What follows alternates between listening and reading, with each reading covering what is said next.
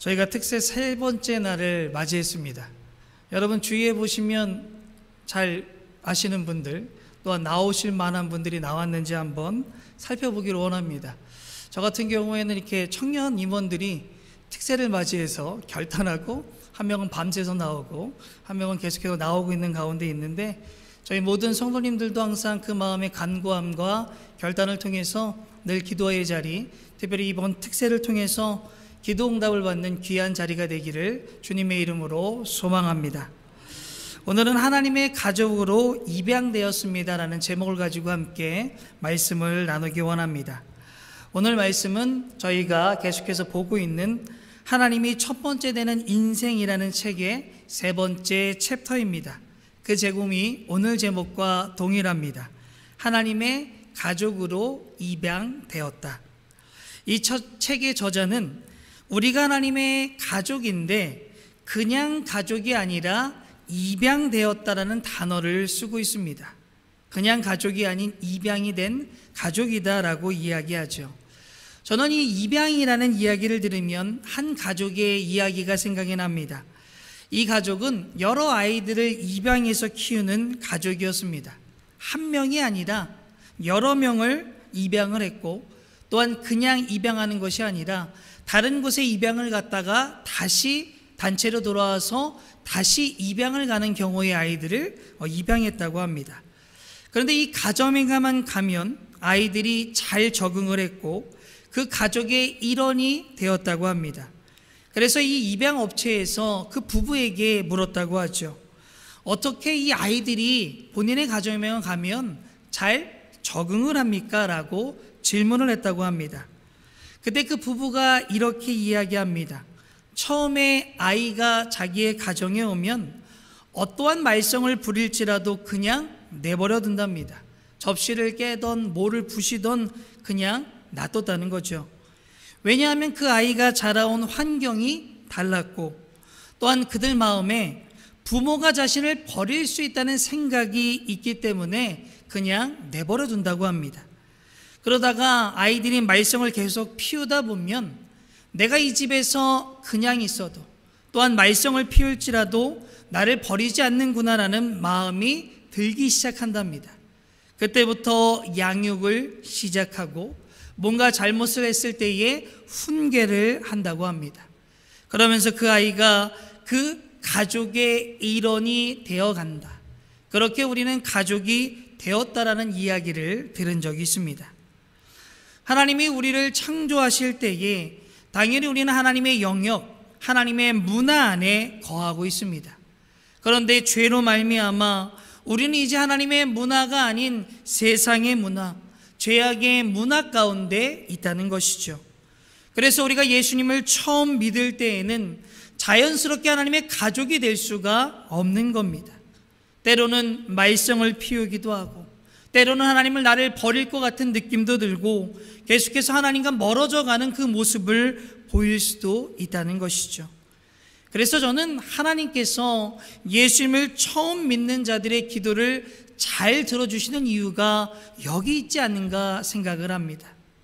처음에는 하나님의 자녀라는 것, 하나님이 당신을 버리지 않는다는 것을 깨닫게 하여 주시길 원하기 때문이죠.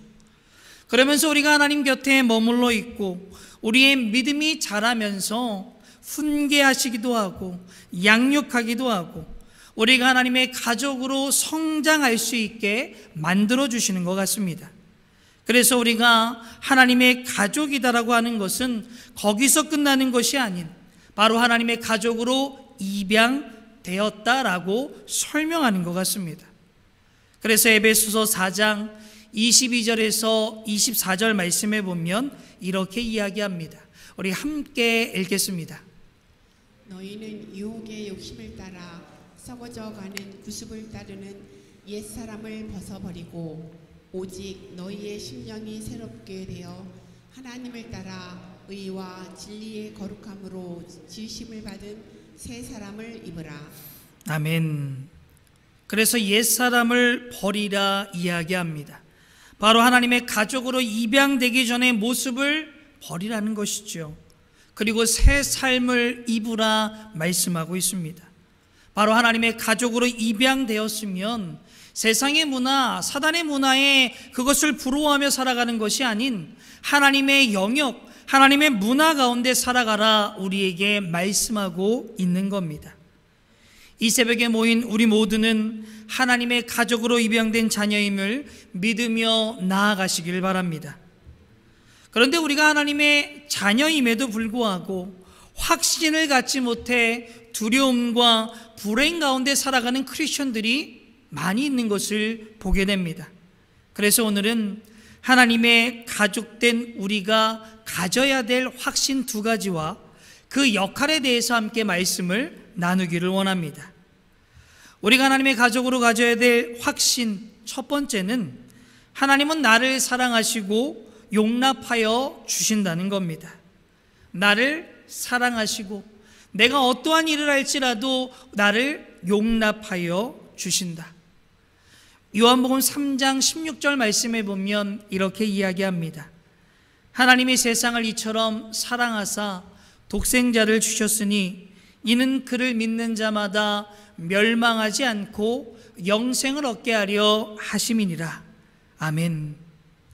이 말씀은 우리가 교회 학교에 암송하는 구절, 우리가 너무나 잘 알고 있는 말씀입니다. 하나님이 나를 사랑하시는데 그 사랑의 크기를 이야기합니다. 바로 독생자를 주실 정도로 우리를 사랑하고 계시다라고 우리에게 이야기합니다. 정말 사랑의 고백을 우리에게 하고 계시는 거죠. 그 얘기는 우리가 어떠한 죄를 지을지라도 우리를 너무나 사랑하시기 때문에 그 모든 것을 용납하여 주시는 분, 그분이 바로 우리가 사랑하는 예수님이라는 겁니다. 예를 들면 예전 영화 중에 공공의 적이라는 영화가 있었습니다. 제가 그 영화를 보면서 기억에 남는 장면 하나가 있습니다. 한 자녀가 재산 때문에 부모를 살해합니다. 그러다가 그 자녀의 손톱이 그곳에 깨져서 떨어지게 되죠. 그리고 이 자녀는 사건 현장을 떠나게 됩니다. 근데 그의 어머니가 아직 죽지 않은 겁니다. 그 손톱을 보고 그 손톱을 집어서 자기의 입에 넣어서 그것을 삼킵니다. 그 다음에 죽게 되죠. 저는 이 장면을 보면서 참 악한 인간의 모습을 보지만 또 다른 인간의 하나의 모습을 보게 됩니다. 정말 자녀를 사랑하는 그 부모의 사랑을 보게 된 거죠. 그러면 이런 부모의 사랑은 과연 어디에서 왔습니까? 바로 하나님의 사랑으로 나온 것입니다. 우리의 사랑, 그냥 우리가 만들어낸 사랑이 아닌 그 하나님의 본을 통하여 우리가 다른 사람을 사랑하고 부모가 자녀를 사랑하는 그 사랑을 할 수 있다는 것이죠. 하나님은 우리가 죄로 인해 멸망을 당할 수밖에 없는 상황 가운데 우리를 사랑하셔서 우리를 구원하기 위해 예수님을 우리의 대속물로 주셨다는 겁니다. 우리는 이것을 아는 것이 아닌 확신을 갖고 살아가시기를 소망합니다. 정말 우리가 이 놀라운 사실을 확신하지 못한다면 언제든지 우리의 믿음은 흔들릴 수밖에 없습니다. 하나님이 나를 사랑한다는 그 사실, 그것을 믿을 수가 없다는 것이죠. 우리는 하나님이 나를 사랑하시고 용납하여 주심을 확신하며 살아가는 저와 여러분이 되기를 주님의 이름으로 소망합니다. 우리가 하나님의 가족으로 가져야 될 확신 두 번째는 하나님의 가족이 되면 영원하다는 겁니다. 그 가족이 되면 누구도 끊을 수 없이 영원하게 계속해서 남아있을 수 있다는 것이죠. 우리가 이 땅을 살아가면서 이 영원하다는 확신이 없기 때문에 사단의 공격, 사단의 유혹에 너무나 쉽게 넘어지는 가운데 있습니다. 우리는 하나님의 자녀가 되었지만 온전하지는 못합니다. 그래서 우리의 삶의 패턴을 보면 죄를 짓고 회개를 하고 다시 하나님의 사랑을 통하여 자유하게 됩니다. 그런데 다시 죄를 짓고 다시 회개하고 다시 자유하는 이 순환의 고리를 우리가 벗어날 수 없다는 거지요. 이때 사탄은 우리에게 이야기합니다. 네가 그렇게 죄를 짓는데 하나님이 너를 어떻게 사랑할 수 있느냐? 네가 그렇게 죄 가운데 거하는데 하나님의 자녀로 남아 있을 수 있느냐? 당연히 끊어질 것이다. 우리에게 속삭이죠. 그런 음성이 우리에게 들릴 때에 하나님에 대한 두려움, 죄책감, 수치심을 갖게 되고 하나님의 약속을 믿지 못하며 하나님과 멀어지는 사람들이 의외로 많이 있다는 겁니다. 왜냐하면 이 사단의 음성이 우리가 상식적으로 생각해도 맞는 것 같기 때문입니다. 그 유혹에 우리가 넘어간다는 것이죠. 그런데 하나님께서는 우리에게 이런 약속을 하셨습니다. 예레미야 17장 7절에서 8절 말씀 함께 읽겠습니다. 그러나 주님을 믿고 의지하는 사람은 복을 받을 것이다. 그는 물가에 심은 나무와 같아서 뿌리를 개울가로 뻗으니 잎이 언제나 푸르므로 무더위가 닥쳐와도 걱정이 없고 가뭄이 심해도 걱정이 없다. 그 나무는 언제나 열매를 맺는다. 아멘. 사단의 그런 음성이 들릴 때에 첫 번째 기억해야 될 약속은 바로 하나님의 풍성함입니다. 하나님의 가족이 되면 복을 받는다. 그런데 오늘 말씀에 보면 물가에 심은 나무와 같다라고 이야기합니다. 그러면서 이 물가에 대한 나무에 대한 설명이 나오죠. 무더위가 찾아와도 가뭄이 심해도 걱정이 없다는 겁니다. 이 말씀은 우리가 하나님의 가족이 되면 예수 그리스도를 우리의 구주로 삼으면 어떠한 고난이 닥치고 어려움이 있을지라도 죄와 회개와 다시 자유함의 선순환이 계속해서 돌지라도 우리가 버틸 수 있다. 너가 그것을 이겨나아갈 수 있다는 약속입니다. 그래서 고난과 어려운 가운데에서도 하나님이 우리와 함께 계시기에 우리는 하나님의 복을 누리며 살아갈 수 있다는 말씀을 우리에게 해주시는 거죠. 그런 음성이 들릴 때 이 약속을 생각하시길 바랍니다.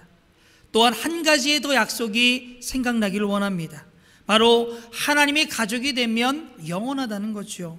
히브리서 10장 12절에서 14절 말씀 함께 읽겠습니다. 오직 그리스도는 죄를 위하여 한 영원한 제사를 드리시고 하나님 우편에 앉으사 그 후에 자기 원수들을 자기 발등상이 되게 하실 때까지 기다리시나니 그가 거룩하게 된 자들을 한 번의 제사로 영원히 온전하게 하셨느니라. 아멘. 말씀에 보면 한 번의 제사로 영원히 온전케 되었다. 예수님이 십자가에 달려 돌아가심은 우리의 모든 죄를 하나도 빠짐없이 그 값을 치르셨다는 겁니다. 나의 죄를 완전히 용서하여 주셨음을 우리에게 이야기하시는 거죠. 그래서 요한복음 10장 28절 말씀에 보면 내가 그들에게 영생을 주노니 영원히 멸망하지 아니할 것이요 또 그들을 내 손에서 빼앗을 자가 없다라고 이야기합니다. 바로 예수님이 모든 죄를 용서하여 주셨기 때문입니다. 예수 그리스도로 말미암아 구원을 받고 하나님의 가족이 되면 그 가족의 자리에서 누구도 우리를 빼앗을 수 없다는 겁니다. 이 사단의 속삭임, 거짓말인 것을 우리가 알 수 있다는 거죠. 정말 우리 안에 하나님의 자녀가 되면 그 자리를 빼앗을 자가 없음을, 구원받은 하나님의 영원한 가족이 됨을 확신하며 또한 오늘을 살아가는 저와 여러분이 되기를 주님의 이름으로 소망합니다. 우리가 이렇게 하나님의 자녀된 것을 확신 가운데 살아가고 정말 하나님의 복을 누리며 살아갈 때에 우리는 그 누리는 것으로 끝나서는 안 됩니다. 그 누림에 있어서 또 한 가지 우리에게 오는 것이 바로 역할이라는 것이죠. 바로 우리가 감당해야 될 역할이 있다는 겁니다. 그런데 많은 크리스천들이 하나님의 가족이라는 자리는 얻지만 그래서 그 복, 하나님의 가족의 기능을 우리가 누리며 살아가지만 정말 그 역할은 우리가 하지 않으려고 합니다. 하나님의 가족으로서의 역할을 권면하면 그 지점부터 한 발자국 뒤로 뛰는 분들이 의외로 많다는 겁니다. 그런데 우리가 우리의 역할을 감당하지 못할 때에 우리가 더 누려야 될 하나님의 풍성한 은혜를 더 누릴 수가 없습니다. 바로 하나님의 가족으로서 우리가 모든 것을 유지하며 살아갈 수가 없다는 거죠. 예를 들면 가족 내에서 저는 남편이자 아버지라는 그 역할을 감당하고 있습니다. 남편과 아버지라는 것은 가족의 역할이지만 주의이지만 제가 해야 될 책임이 있다는 거죠. 만약에 그 책임을 감당하지 않으면 가족이 유지될 수가 없습니다. 그래서 한 가정의 남편으로 아버지로 살아간다는 것은 가족 내의 자리와 그 역할, 책임을 감당할 때에 이루어지는 겁니다.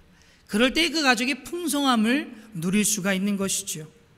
그래서 우리의 신분은, 우리의 가족의 기능은 분명히 우리의 역할과 연결이 되어 있다는 겁니다. 그래서 우리는 하나님의 가족으로서 그 신분, 그 역할 두 가지를 다 감당해야 한다는 겁니다. 그래서 우리가 개인적으로 감당해야 될 것은 각자의 사명으로 나타납니다. 그런데 우리는 공동으로 꼭 함께 감당해야 될 것들을 발견하게 되죠. 저는 이 공동의 역할을 묵상하면서 떠오른 한 가지가 있었습니다. 바로 사형리입니다. 이 사형리라는 것은 예수를 믿지 않는 자들에게 복음을 전하는 수단입니다. 그 사형리에 보면 하나님의 사랑과 계획, 죄, 그리고 십자가, 예수를 자신의 구주로 삼을 것을 초청하는 것이 나옵니다. 그렇게 예수님을 초청을 받아서 예수님을 영접하게 되면 맨 마지막 장에 나오는 것이 바로 그리스도인의 성장을 위한 권면입니다. 바로 그것이 하나님의 가족이 됨으로 인해서 우리가 공동으로 역할을 감당해야 될 것이 아닌가라는 생각이 들었습니다. 그러면 그 공동의 역할 첫 번째가 무엇인가? 그것은 바로 교회 출석을 열심히 하는 겁니다. 교회 출석을 열심히 하는 것이 우리 공동의 역할이라는 것이죠. 히브리서 10장 25절 말씀을 함께 읽겠습니다. 모이기를 피하는 어떤 사람들의 습관과 같이 하지 말고 오직 권하여 그날이 가까움을 볼수록 더욱 그리하자. 아멘. 모이기에 더욱 힘쓰자 이야기합니다. 어떤 사람들은 예수님은 참 좋은데 교회 오는 것은 싫다고 이야기하는 분들이 간혹가다 있죠. 우선 하나님이 우리에게 말씀합니다. 모이기에 힘쓰라. 모이지 않아도 된다고 이야기하는 분들은 벌써 하나님의 말씀을 어기고 있는 겁니다. 그리고 예수님께서 우리에게 모이라고 한 이유는 교회는 하나님의 가족 공동체입니다. 하나님께서는 우리의 성숙을 위해서 서로 도우라고 주신 공동체, 바로 교회라는 겁니다. 우리가 이 공동체 안에서 말씀대로 살아볼 수 있고 그것을 나누기도 하고 다시 한번 살아볼 능력을 키우는 곳, 바로 교회입니다. 그래서 우리가 교회에 나와서 함께 해야 한다는 거죠. 특별히 교회는 인간이 만든 공동체가 아닙니다. 바로 하나님께서 우리에게 주신 공동체라는 것이죠. 그래서 마태복음 16장 18절 말씀에 보면 이렇게 이야기합니다. 또 내가 네게 이르노니 너는 베드로라. 내가 이 반석 위에 내 교회를 세우리니 음부의 권세가 이기지 못하리라. 아멘. 우리는 이 말씀을 베드로의 고백 위에 교회가 세워졌다는 것에 초점을 맞추며 이야기합니다. 그런데 우리가 그 시각을 조금만 바꾸면 말씀에서 누구의 교회를 세운다 이야기합니까? 인간의 교회, 사람이 만든 교회가 아닙니다. 바로 내 교회, 예수님의 교회를 세우시겠다라고 이야기합니다. 예수님은 교회를 세우기 위해 죽으시고 다시 살아나셨습니다. 그래서 바울이 이렇게 고백합니다. 그리스도께서는 교회를 사랑하시고 그 교회를 위해서 자신을 주셨다라고 이야기하죠. 우리에게 있어서 교회를 출석하는 것은 하나의 행사가 아닌 최선을 다해 나와야 될 것임을 우리가 믿으며 나아가시길 바랍니다. 이렇게 우리가 교회 가운데 나올 때에 하나님이 우리에게 주시는 축복이 있습니다. 시편 92편 13절 말씀 함께 읽겠습니다. 이는 여호와의 집에 심겼으며 우리 하나님의 뜰 안에서 번성하리로다. 아멘. 우리가 있어야 될 곳은 바로 여호와의 집입니다. 그곳에 심긴 우리는 그 안에서 번성할 수 있습니다. 바로 하나님의 풍성한 은혜를 누릴 수 있다는 것이죠. 우리는 교회 출석함을 열심히 함으로 인해서 하나님의 풍성함을 맛볼 수 있는 저와 여러분이 되기를 주님의 이름으로 소망합니다. 두 번째, 우리의 공동의 역할은 기도해야 합니다. 날마다 기도해야 한다는 것이죠. 요한복음 15장 7절 말씀에 보면 너희는 내 안에 거하고 내 말이 너희 안에 거하면 무엇이든지 원하는 대로 구하라 그리하면 이루리라 라고 이야기합니다. 이 말씀은 하나님이 우리에게 주신 약속입니다. 하나님의 가족이 된 내가 하나님께 이야기하면 하나님이 무엇이든지 들어주시겠다 말씀하는 거죠. 이 말씀에는 인간의 영역과 하나님의 영역이 있습니다. 인간의 영역은 구하는 겁니다. 그리고 하나님의 영역은 이루어 주시는 거죠. 이 말씀을 보면 하나님께서 우리에게 기도하기를 원하시는구나라는 그 마음을 우리가 읽을 수 있습니다. 그러면 우리는 기도해야 하는데, 날마다 기도하고 필요할 때 기도하고 늘 기도해야 하는데 참 기도하는 것이 어렵다라는 생각이 들게 됩니다. 제가 특세 설교를 준비하면서 여러 가지 책을 읽었습니다. 그 중에 한 가지 책이 제목이 이렇습니다. 죽은 교회를 부검하다. 이 책은 교회를 컨설팅하는 한 목사님이 많은 교회들을 이 컨설팅하면서 자기가 교회들을 컨설팅하면서 죽어가는 교회의 모습을 발견했다는 겁니다. 10가지에 대해서 이야기하는데 그 중에 한 가지가 바로 기도입니다. 죽어가는 교회는 좀처럼 기도하지 않는다. 저는 그 책을 읽으면서 이거를 반대로 생각하면 우리가 기도하면 교회는 절대 죽지 않는다는 겁니다. 잠시 교회가 침체되어 보일 수도 있습니다. 그러나 기도로 인해서 회복의 역사가 나타날 수 있다는 거죠. 바로 우리의 기도가 교회를 회복시킵니다. 우리의 기도가 우리의 가족을 회복시킵니다. 바로 우리의 기도가 내 자신을 회복시킬 수 있다는 거죠. 우리는 기도를 통해 공동의 역할을 감당할 뿐만이 아니라 회복의 역사를 맛보는 저와 여러분이 되기를 주님의 이름으로 소망합니다. 세 번째 공동의 역할은 하나님의 말씀을 읽으라는 겁니다. 하나님의 말씀을 읽어라. 사도행전 17장 11절 말씀에 보면 이렇게 이야기합니다. 우리 함께 읽겠습니다. 베레아에 있는 사람들은 데살로니가에 있는 사람들보다 더 너그러워서 간절한 마음으로 말씀을 받고 이것이 그러한가 하여 날마다 성경을 상고하므로. 아멘. 베레아의 사람들이 말씀을 받고 한 것이 있습니다. 바로 성경을 상고하였다.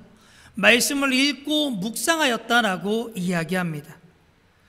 우리의 삶을 돌아볼 때에 우리는 하나님의 말씀, 바로 성경을 읽고 계십니까? 이것이 우리에게 찔림으로 다가올 수 있습니다. 우리는 성경책을 가지고 있지만 읽지 않는다면 그것을 가지고 있는 것이 우리에게 무슨 소용이 있습니까? 그리고 우리가 성경을 읽을지라도 한 단계 더 나아가기를 원합니다. 바로 묵상하는 겁니다. 말씀 묵상을 통해 하나님이 나에게 하시는 말씀을 깨닫고 그것을 하루에 적용함으로 하나님이 원하는 삶, 하나님의 말씀이 우리를 인도해 가는 삶, 그런 자리로 나아갈 수 있기를 원합니다. 이것이 바로 말씀을 읽는 겁니다. 그냥 읽는 것으로 끝나는 것이 아닌 우리의 삶의 변화까지 이루어질 수 있는 읽기, 그것이 바로 하나님이 우리에게 원하는 읽기의 삶입니다. 우리 모두는 말씀을 읽음으로 하나님의 뜻 가운데 오늘 하루를 살아갈 수 있는 저와 여러분이 되기를 주님의 이름으로 소망합니다. 마지막으로 공동의 역할은 그리스도를 증거하는 겁니다. 그리스도를 증거하라.